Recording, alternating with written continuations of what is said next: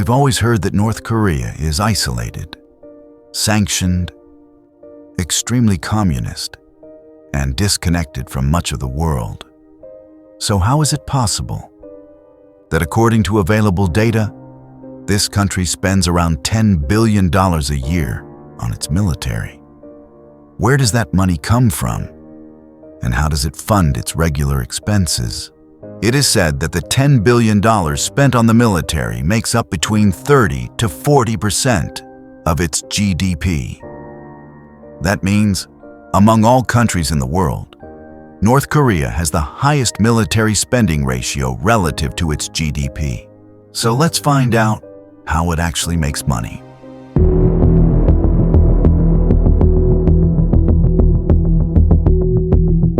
North Korea, unlike South Korea, does not have special underground resources. In terms of natural wealth, it is not a rich country. There is some coal and some iron, but not enough to become a serious exporter.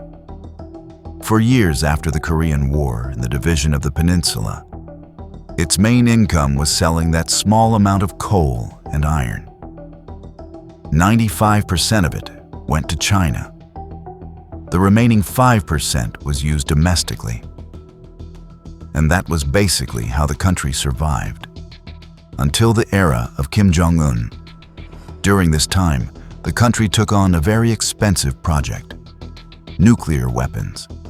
And not only did they build them, they tested them. The last nuclear test happened in 2017. After that, the entire world imposed sanctions, even China. The UN Security Council passed a resolution banning countries from buying North Korean coal, iron, and seafood. That 95% export market suddenly disappeared. The already weak economy became weaker. Hunger spread. According to reports, around 42% of the population suffers from malnutrition. So North Korea contacted China. They said, "You don't buy our coal anymore. Do something." China replied, "That's too obvious.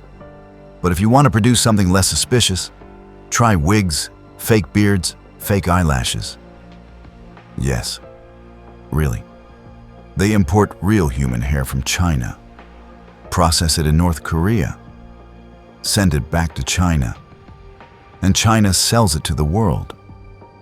If China disappears, North Korea collapses. Even basic necessities like rice, fertilizer, and food come from China. China ignores sanctions in its own way. How? North Korean ships load coal and iron, go into international waters. One ship transfers the cargo to another, then another, and another, until the trail becomes impossible to follow. By the time the final ship docks in a Chinese port, no one knows where it truly came from. For this effort, North Korea receives oil and money. But direct money transfers are difficult. So the operations go through networks in Hong Kong and Macau. They know how to move money without leaving a trace. In short, the government manages its expenses. But what doesn't get managed is the people's condition. North Korea tries to attract tourists, but very few go. After what happened to American tourist 𝗂𝗲𝗏, many people think twice. He removed a propaganda poster from a hotel wall.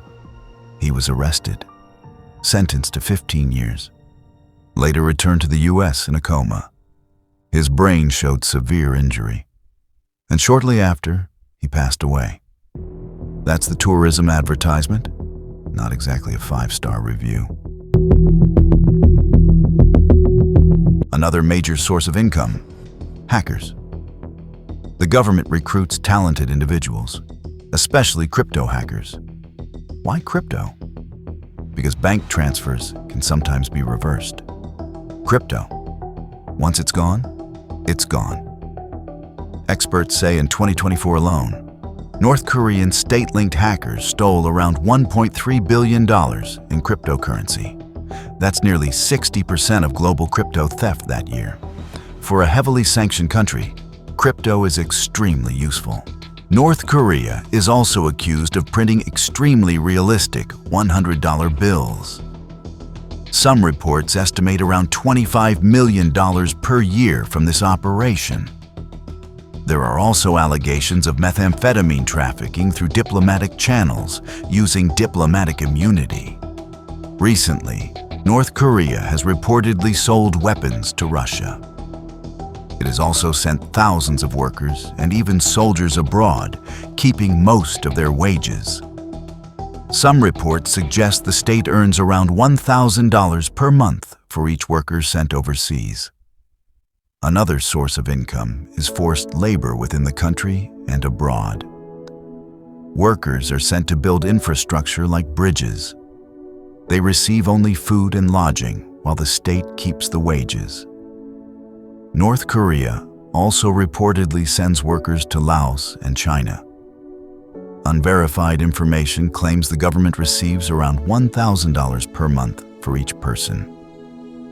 Despite these illegal and shadowy income streams, ordinary citizens see very little benefit.